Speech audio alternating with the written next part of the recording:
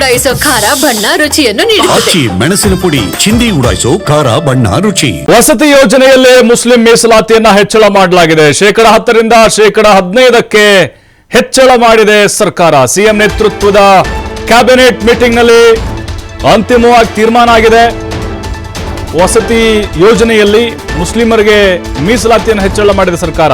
ಮೊದಲು 10% ಇತ್ತು, ಈಗ 15% ಅವರಿಗೆ ಕೊಡಬೇಕು. ಬಹಳ ಮಹತ್ವವಾದಂಥ ತೀರ್ಮಾನ ಇದು. ಸಭೆ ಬಳಿಕ ಸಚಿವ ಎಚ್.ಕೆ. ಪಾಟೀಲ್ ಹೇಳಿಕೆಯನ್ನು ಕೊಟ್ಟಿದ್ದಾರೆ. ಕ್ಯಾಬಿನೆಟ್ ಸಭೆಯಲ್ಲಿ ಸಚಿವ ಜಮೀರ್ ಪ್ರಸ್ತಾಪಿಸಿದ್ರು. ಯಾಕಂದ್ರೆ ಅವರೇ ಈಗ ವಸತಿ ಇಲಾಖೆ ಸಚಿವರಾಗಿದ್ದಾರೆ. ಅವರೇ ಆ ಫೈಲನ್ನು ಹಿಡ್ಕೊಂಡು ಹೋಗಿದ್ದು, ಮುಖ್ಯಮಂತ್ರಿಗಳಿಗೆ ಸರ್ಕಾರಕ್ಕೂ ಕೂಡ ಅವರೇ ಒತ್ತಡವನ್ನು ಹಾಕಿದ್ದು. ಮುಸ್ಲಿಮರಿಗೆ 10% ಇತ್ತು ಮೊದಲು. ಅಂದರೆ ನಗರ ಮತ್ತು ಗ್ರಾಮೀಣ ಪ್ರದೇಶಗಳಿಂದ ವಸತಿ ಇಲಾಖೆಯ ಅಡಿಯಲ್ಲಿ ಮನೆಗಳೇನು ಮಂಜೂರಾಗ್ತವಲ್ಲ, ನಾವೇನು ಗ್ರ್ಯಾಂಟ್ ಅಂತ ಕರಿತೀವಿ, ಆ ಒಂದು ಯೋಜನೆಯಡಿ ಮುಸ್ಲಿಮರಿಗೆ 10% ಕೊಡಬೇಕು ಅಂತ ಮೊದಲಿತ್ತು. ಈಗ 5% ಹೆಚ್ಚಳವನ್ನು ಮಾಡಲಾಗಿದೆ. ನೋಡಿ, ಗುತ್ತಿಗೆಯಲ್ಲೂ ಕೂಡ ಮುಸ್ಲಿಮರಿಗೆ 4% ಮೀಸಲಾತಿಯನ್ನು ಸರ್ಕಾರ ಕೊಡ್ತು. ಆ ಸಂದರ್ಭದಲ್ಲಿ ಸಾಕಷ್ಟು ಪರ ವಿರೋಧ ಚರ್ಚೆಗಳಾಯಿತು. ಆದರೂ ಕೂಡ ಯಾವುದನ್ನು ಲೆಕ್ಕಿಸದೆ ಮುಖ್ಯಮಂತ್ರಿಗಳು ಅಂತಿಮವಾದಂಥ ನಿರ್ಧಾರವನ್ನು ಮಾಡಿದ್ರು. ಮಸೂದೆಯನ್ನು ಅಂಗೀಕಾರ ಮಾಡಲಾಗಿತ್ತು. ಈಗ ವಸತಿ ಯೋಜನೆಯಲ್ಲಿ ಮುಸ್ಲಿಮರಿಗೆ ಮೀಸಲಾತಿಯನ್ನು ಹೆಚ್ಚಳ ಮಾಡಲಾಗಿದೆ. ಯಾಕಂದರೆ ಕಾಂಗ್ರೆಸ್ ಸರ್ಕಾರಕ್ಕೆ ಒತ್ತಡ ಕೂಡ ಇತ್ತು. ಮುಸ್ಲಿಂ ಸಮುದಾಯಗಳು ಕೂಡ ಕೇಳ್ಕೊಳ್ತಾ ಇದ್ವು. ಈಗ ಒಂದು 100 ಮನೆ ಇದಾವಂತ ಹೇಳಿದ್ರೆ ಅಲ್ಲಿ ಈ ಹಿಂದೆ 10 ಮನೆ ಮುಸ್ಲಿಮರಿಗೆ ಮೀಸಲಾಗ್ತಾ ಇತ್ತು. ಇನ್ಮೇಲೆ 15% ಅವ್ರಿಗೆ ಕೊಡಬೇಕು ಅಂತೇಳಿ. ಅಂದರೆ 50 ಮನೆ ಇದ್ದರೆ ಒಂದು 15 ಮನೆ ಅವ್ರಿಗೆ ಮಂಜೂರಾಗುತ್ತೆ ಇನ್ಮೇಲೆ. ಆ ಥರದ ಲೆಕ್ಕಾಚಾರ. ಇದರ ಹಿಂದೆ ಸಚಿವ ಜಮೀರ್ ಅಹಮದ್ ಅವರು ಕೂಡ ಕೆಲಸವನ್ನು ಮಾಡಿದ್ದಾರೆ.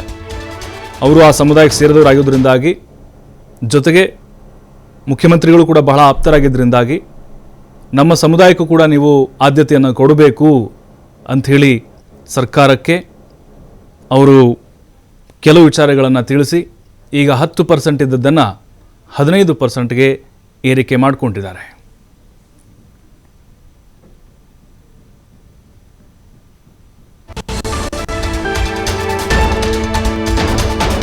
ರಾಜ್ಯದ ನಿರ್ಧಾರಕ್ಕೆ ಕೇಂದ್ರ ಒಪ್ಪಿಗೆ ನೀಡುತ್ತಾ? ನೋಡಿ, ಇನ್ನು ಕೇಂದ್ರ ಸರ್ಕಾರದ ಒಪ್ಪಿಗೆ ಬೇಕಾಗುತ್ತೆ. ಗುತ್ತಿಗೆಯಲ್ಲಿ ಮೀಸಲಾತಿ ಹೆಚ್ಚಳ ಮಾಡಿತ್ತು ಸರ್ಕಾರ, ಆದರೆ ಇದಕ್ಕೆ ಅವಕಾಶ ಇಲ್ಲ ಅಂತ ಹೇಳಿತ್ತು ಕೇಂದ್ರ ಸರ್ಕಾರ. ಈಗ ಸರ್ಕಾರದ ನಿರ್ಧಾರಕ್ಕೆ ಕೇಂದ್ರ ಅಸ್ತು ಅನ್ನುತ್ತಾ? ರಾಜ್ಯದ ನಿರ್ಧಾರಕ್ಕೆ ಕೇಂದ್ರ ಸರ್ಕಾರ ಒಪ್ಪಿಗೆಯನ್ನು ಕೊಡಬೇಕು ಅಥವಾ ಗೊತ್ತಿಲ್ಲ, ನಮಗೆ ಕೊಡುತ್ತಾ ಇಲ್ವಾ? ಯಾಕಂದರೆ ಗುತ್ತಿಗೆಯಲ್ಲಿ 4% ಮೀಸಲಾತಿ, ಅದಕ್ಕೆಲ್ಲ ಅವಕಾಶ ಇಲ್ಲ ಅಂತ ಹೇಳಿತ್ತು. ಈಗ ಇದನ್ನು ಮಾನ್ಯ ಮಾಡುತ್ತಾ ಅಥವಾ ತಿರಸ್ಕಾರ ಮಾಡುತ್ತಾ? ಯಾಕಂತ ಹೇಳಿದ್ರೆ ನೋಡಿ, ಕೇಂದ್ರ ಇಲಾಖೆಯಿಂದ, ಕೇಂದ್ರ ಸರ್ಕಾರದ ಅಧೀನದಲ್ಲೂ ಕೂಡ ಕೆಲವೊಂದಿಷ್ಟು ವಸತಿ ಯೋಜನೆಗಳಿದ್ದಾವೆ. ರಾಜ್ಯ ಸರ್ಕಾರದ ಗ್ರಾಂಟ್ಗಳು ಬೇರೆ ಇರ್ತವೆ, ಕೇಂದ್ರ ಸರ್ಕಾರದ ಅಧೀನ. ಈಗ ಅಟಲ್ ಬಿಹಾರಿ ಆ ಒಂದು ಯೋಜನೆ ಇರ್ತವೆ, ಇಂದಿರಾ ಗಾಂಧಿ ಆವಾಸ್ ಯೋಜನೆ ಅಂತ ಬರ್ತವೆ.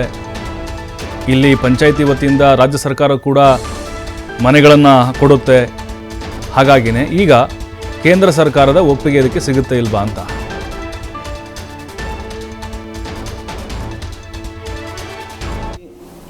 ಇಲಾಖೆಯವರು ತಂದಿದ್ದಂಥ ರಾಜ್ಯಾದ್ಯಂತ ನಗರ ಮತ್ತು ಗ್ರಾಮೀಣ ಪ್ರದೇಶಗಳಲ್ಲಿ ವಸತಿ ಇಲಾಖೆಯಿಂದ ಅನುಷ್ಠಾನಗೊಳಿಸಲಾಗುವ ವಿವಿಧ ವಸತಿ ಯೋಜನೆಯಡಿ ನಿಗದಿಪಡಿಸುವ ಗುರಿಯಲ್ಲಿ ಅಲ್ಪಸಂಖ್ಯಾತ ಸಮುದಾಯದವರಿಗೆ ನಿಗದಿಪಡಿಸಿರ್ತಕ್ಕಂಥ 10% ಬದಲು ಮೀಸಲಾತಿಯನ್ನು 15% ಹೆಚ್ಚಿಸುವ ನಿರ್ಣಯವನ್ನು ರಾಜ್ಯ ಸರ್ಕಾರ ಇವತ್ತು ತೆಗೆದುಕೊಂಡಿದೆ. ವಸತಿ ಇಲಾಖೆಯವರು ತಂದಿದ್ದಂಥ ರಾಜ್ಯಾದ್ಯಂತ ನಗರ ಮತ್ತು ಗ್ರಾಮೀಣ ಪ್ರದೇಶಗಳಲ್ಲಿ ವಸತಿ ಇಲಾಖೆಯಿಂದ ಅನುಷ್ಠಾನಗೊಳಿಸಲಾಗುವ ವಿವಿಧ ವಸತಿ ಯೋಜನೆಯಡಿ ನಿಗದಿಪಡಿಸಿ ಶಿವಕುಮಾರ್ ಹೇಳ್ತಾರೆ. ಶಿವಕುಮಾರ್, ಗುತ್ತಿಗೆಯಲ್ಲಿ 4% ಮೀಸಲಾತಿ ಆಯಿತು, ಈಗ ವಸತಿ ಇಲಾಖೆಯಲ್ಲೂ ಕೂಡ 5% ಹೆಚ್ಚಳವನ್ನು ಮಾಡಿದೆ. ಬಟ್ ಇಲ್ಲಿ ಪ್ರಶ್ನೆ ಇರೋದು, ಕೇಂದ್ರ ಸರ್ಕಾರ ಇದಕ್ಕೆ ಒಪ್ಪಿಗೆಯನ್ನು ಕೊಡುತ್ತಾ ಇಲ್ವಾ ಅನ್ನೋದು. ಜೊತೆಗೆ ಮುಸ್ಲಿಂ ಸಮುದಾಯಕ್ಕೆ ಸರ್ಕಾರ ಮತ್ತೊಂದು ಬಂಪರ್ ಕೊಡುಗೆ ಕೊಟ್ಟಂಗಾಯ್ತಾ ಅಂತ ಇದು ಸೆಕೆಂಡು. ಪ್ರಭು, ಇವತ್ತಿನ ಸಂಪುಟ ಸಭೆಯಲ್ಲಿ ಮುಸ್ಲಿಂ ವಸತಿ ಇಲಾಖೆಗೆ ಸಂಬಂಧಪಟ್ಟಂತೆ ಅವರಿಗೆ 10% ಏನಿತ್ತು ಮೀಸಲಾತಿ, ಅದರಲ್ಲಿ 15% ಮೀಸಲಾತಿಯನ್ನ ಕೊಡಬೇಕು ಅನ್ನುವಂತ ನಿರ್ಧಾರವನ್ನ ತೆಗೆದುಕೊಂಡಿದೆ.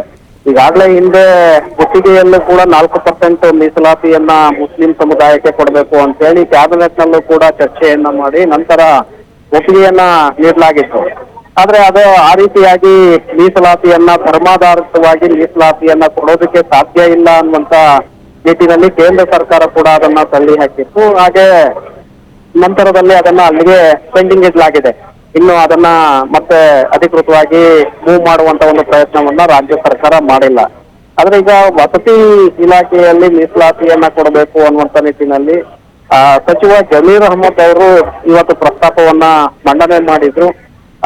ಈಗ ಗುತ್ತಿಗೆಯಲ್ಲಿ ಮೀಸಲಾತಿ ಸಿಗ್ತಾ ಇಲ್ಲ, ಅಟ್ಲೀಸ್ಟ್ ವಸತಿ ಇಲಾಖೆಯಲ್ಲಿ ಮನೆಗಳನ್ನ ಏನ್ ಕೊಡ್ತೇವೆ ಅದರಲ್ಲಿ 10% ಇರುವಂತ ಮೀಸಲಾತಿಯನ್ನ 15%ಗೆ ನೀವು ಏರಿಕೆ ಮಾಡಿದ್ರೆ ನಮ್ಮ ಸಮುದಾಯಕ್ಕೆ ಹೆಚ್ಚಿನ ಅವಕಾಶಗಳು ಸಿಗುತ್ತೆ ಅನ್ನುವಂತ ಒಂದು ಪ್ರಸ್ತಾಪವನ್ನ ಜಮೀರ್ ಅವರು ಮುಂದೆ ಇಟ್ಟಿದ್ರು. ಅದಕ್ಕೆ ಈಗ ಸಂಪುಟ ಒಪ್ಪಿಗೆಯನ್ನ ಕೊಟ್ಟಿದೆ. ಆದ್ರೆ ಇದು ಅಧಿಕೃತವಾಗಿ ಅಧಿಸೂಚನೆ ಹೊರಡಿಸ್ಬೇಕಾಗತ್ತೆ, ಗೆಜೆಟಿಯರ್ ಅನ್ನ ಹೊರಡಿಸ್ಬೇಕಾಗತ್ತೆ.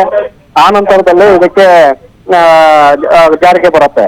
ಅಲ್ಲಿಯವರೆಗೂ ಕೂಡ ಇದು ಮೂವ್ ಆಗ್ತಾ ಇರುತ್ತೆ ಪ್ರಭು. ಯಾಕಂದ್ರೆ ಅದಕ್ಕೆ